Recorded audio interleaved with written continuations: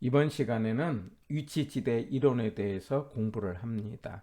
위치지대라는 것은 지대 그러면 땅의 이용 대가가 위치에서 생겼다라고 하는 게 위치지대 이론이고, 이 위치지대 이론을 처음 발표한 사람이 튜넨이라는 사람이에요. 그런데 이 튜넨이라는 사람은 발표한 책을 고립국이라는 책에서 발표를 해서 위치지대 이론을 고립국 이론이다라고도 말을 합니다.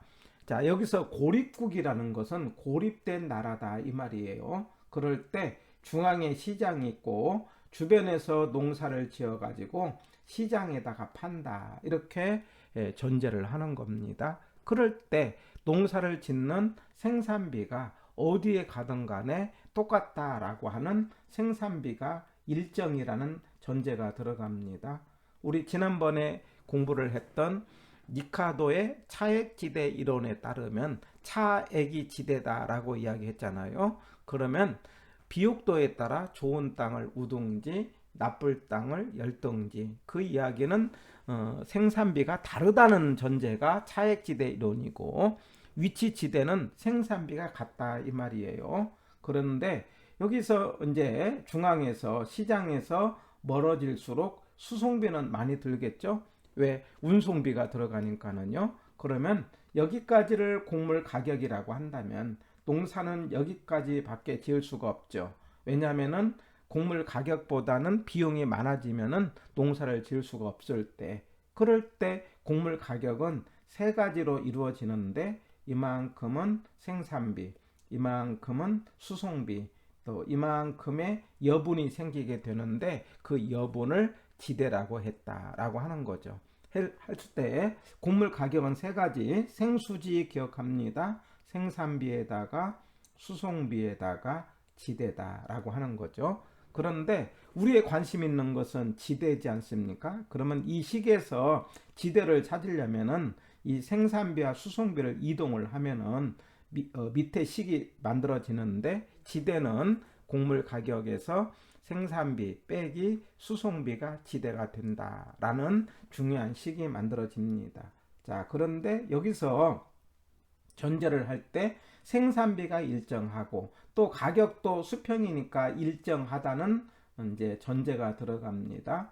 그래서 생산비와 수송비가 곡물 가격과 그 다음에 여기서 곡물 가격이 일정하고 생산비가 일정하다면 결국 지대는 뭐에 따라 결정된다? 수송비다라고 하는 거죠. 그래서 우리가 직감적으로 느낄 수 있잖아요. 수송비가 많이 든 곳은 뭐냐면 지대가 적고, 수송비가 적게 든 곳은 지대가 많고. 그래서 이제 그 수송비에 따라 지는데 앞에 마이너스가 있지 않습니까? 이렇게 해서 수송비에 따라 지대가 만들어진다는 것은 결국 위치에 따라서 수송비가 만들어지고, 위치에 따라서 땅의 이용 대가가 생겼다라고 설명한 것이 튜넨의 위치지대 이론이고, 이 튜넨의 위치지대 이론은 이게 농사를 짓는 내용을 나중에 동심원 이론에 버제스라는 사람이 등장을 하게 되는데, 이 동심원 이론이라는 것은 도시 토지 이용에 있어서 동심, 원이 5개 모양으로 만들어지는 이론에 영향을 미쳤다 이 말도 기억을 하고, 오늘날의 입장에서는 지대 이론이 3개가 있잖아요. 리카도의 차액지대, 막스의 절대지대, 튜넨의 위치지대. 나중에 이걸 묶어서 제가 막, 튀, 그 다음에 이렇게 5사람을 이야기를 할 거거든요. 그래서 차액지대 차, 막스의 절대지대 절, 튠의 위치지대 위치, 베버의 최소 비용 이론, 르시의 최대 수요 이론 해가지고 차절이 소대 이렇게 나중에 암기를 할 겁니다. 리카도의 차액지대, 막스의 절대지대, 튜넨의 위치지대. 첫 글자만 알면 되죠. 우리 고르기이기 때문에요. 배버의 최소 비용, 르시의 최대 수요. 배버와 르시는 다음 시간에 공업 입지에서 공부를 할 겁니다. 그런데 이 지대를 놓고 보면은 오늘날은 비옥도가 중요한 게 아니고 위치가 중요하지 않습니까? 그래서 위치를 강조하는 것을 입지론이라고 하는데, 그래서 현대적인 입지론은 입지의 시작은 튜넨에서부터 시작을 한다, 이렇게 기억을 하시면 되겠죠. 해서 튜넨이라는 사람은 수송비, 위치가 중요하다 해서 위치에 대해서 지대가 생겼다 라고 생각한 것이 튜넨의 무슨 이론이다? 고립국 이론이다 이야기예요. 그런데 튜넨의 고립국 이론은요, 나중에 이게 튜넨은 고전학파인데 이게 신고전학파로 넘어오면서 알론소라는 사람이 입찰지대 곡선이라는 걸 설명을 합니다.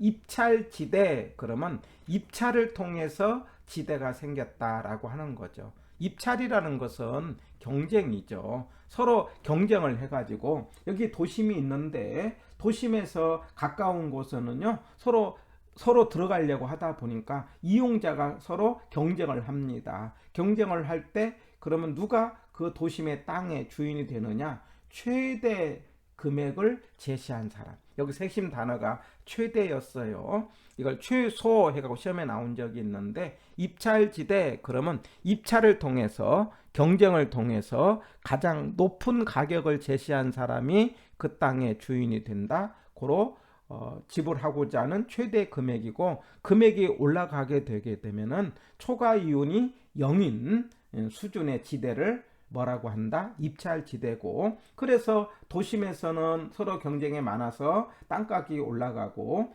외곽으로 갈수록 경쟁이 적어지면서 땅값이 떨어지면서 이렇게 경쟁에 따라서 땅 가격을 나타내는 그림을 그려봤더니 이렇게 우하향하는 지수함수의 모양을 하게 되는데, 여기서 지수함수라는 것은 도심에 가까울 때는 경사가 급하고 외곽에서는 경사가 완만하는 이런 모양을 말하게 되는데, 그래서 도심에 가까울 때는 상업용으로, 그 다음에는 주거용으로, 그 다음에는 공업용으로 땅을 이용하게 된다라는 것을 설명을 하면서 오늘날 도시에서의 땅의 이용을 어느 정도 설명하고 있다라고 말할 수 있죠. 그래서 입찰 지대를 놓고 생각을 해봤더니 도심에서는 땅값이 비쌌다는 이야기는 자본 사용량을 많이 산다. 돈을 많이 줬다는 것은 자본 사용량이 많다는 거고요. 외곽에서는 땅값이 적기 때문에 땅의 사용량이 많다 이 말이에요. 그러면 도심에서 자본 사용량이 많다는 것을 토지와 자본의 대체성이 높다 이렇게 말하고요.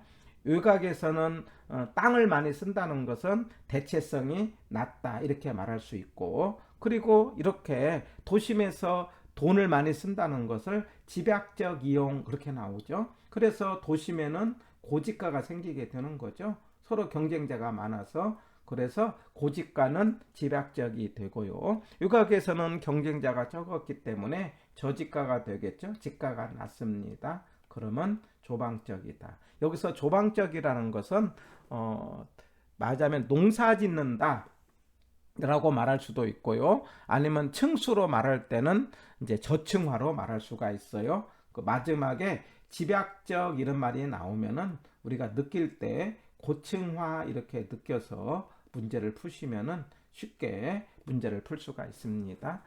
직관적으로 도심에는 땅값이 비싸니까 고층화로 쓰고, 외곽에는 땅값이 낮기 때문에 저층화 내지는 경작, 농사 짓는 걸로 쓴다 이렇게 말할 수가 있죠.